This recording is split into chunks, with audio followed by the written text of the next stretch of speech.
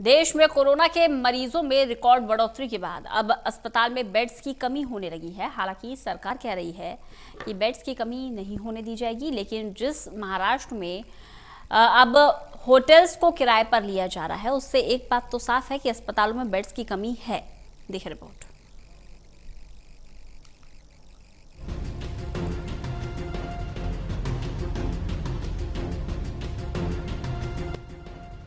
भारत में corona virus ने विकराल रूप धारण कर लिया है। जो हालात एक साल पहले थे, इस वक्त हालात उससे भी ज्यादा गंभीर होते दिखाई दे रहे हैं। अगर सिर्फ पिछले 24 घंटे की बात करें तो 1,15,000 से ज्यादा नए केस आए हैं। इसी से आप अंदाजा लगा सकते हैं कि देश में कोरोना को लेकर हालात कैसे हैं। पिछले 24 घंटे में जो कोरोना के केस रिकॉर्ड किए गए हैं, वो अब तक के सारे रिकॉर्ड तोड़ दिए हैं। इतना ही नहीं, कई महीनों के बाद पहली बार कोरोना के एक्टिव मरीजों की संख्या भी 10 लाख के पार चली गई है।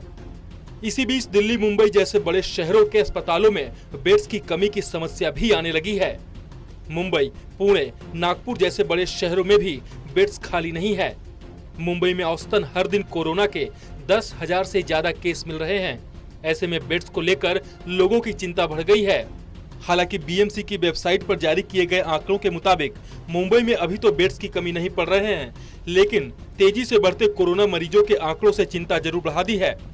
मुंबई की तरह ही दिल्ली में भी कोरोना की लहर चली है। यहाँ भी कोरोना के मामलों में पिछले कुछ दिनों में बेतहाशा बढ़ोतरी हुई है। बीते दिनों दिल्ली में 5100 से ज्यादा कोरोना के नए केस आए। कुछ दिनों पहले जहाँ ये आंकड़ा 500 या फिर इसके नीचे था, वो आज 5000 को पार कर चुका है, जिससे दिल्ली में बेड्स तेजी से भर रहे हैं। मौजूदा आंकड़ों के मुताबिक दिल्ली में कुल कोरोना बेड्स की संख्या 8,229 है, जिसमें से 3,770 बेड्स फुल हो चुके हैं, जबकि सिर्फ 4,459 बेड्स खाली पड़े हैं। हालांकि पिछले कुछ दिनों में बेड्स भरने की रफ्तार तेजी से बढ़ी है। अगर दिल्ली में वेंटिलेटर की बात करें तो कुल 903 वेंटिलेटर में से 576 भरे हुए हैं, जबकि सिर्फ 327 वेंटिलेटर अभी खाली हैं। आज हमारा रिकवरी रेट 92.48% है। पिछले दिनों में इससे ज़्यादा हो गया था, लेकिन अचानक इस सर्ज के बाद हम देख रहे हैं कि हमारा रिकवरी रेट कंट्री का कम हुआ। लेकिन फैटेलिटी रेट के बारे में अच्छी बात यह है कि इसके बावजूद कि केसेस हमारे बहुत बड़ी संख्या में तेज़ी से पिछले 2 महीने में बढ़े हैं, लेकिन हमारा कंट्री का फैटेलिटी रेट जो है वो लगातार कम हो रहा है और आज वो 1.30%, 1.30% हमारा फैटेलिटी रेट है।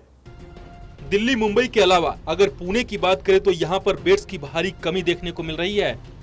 पुणे में बीते 15 दिनों से प्रतिदिन 4000 से अधिक केस सामने आ रहे हैं। ऐसे में बेड्स तेजी से भर गए हैं। पुणे के कई अस्पतालों में कोरोना की मरीजों की संख्या तेजी से बढ़ी है, इसीलिए बेड्स की कमी है। यहाँ अब होटलों को भी किराए पर लिया जा रहा है, जहाँ कुल 180 बेड्स की सुविधा है। इस अस्पताल के अलावा पुणे के सरकारी अस्पताल और अन्य अस्पतालों में भी बेड्स तेजी से भर रहे हैं।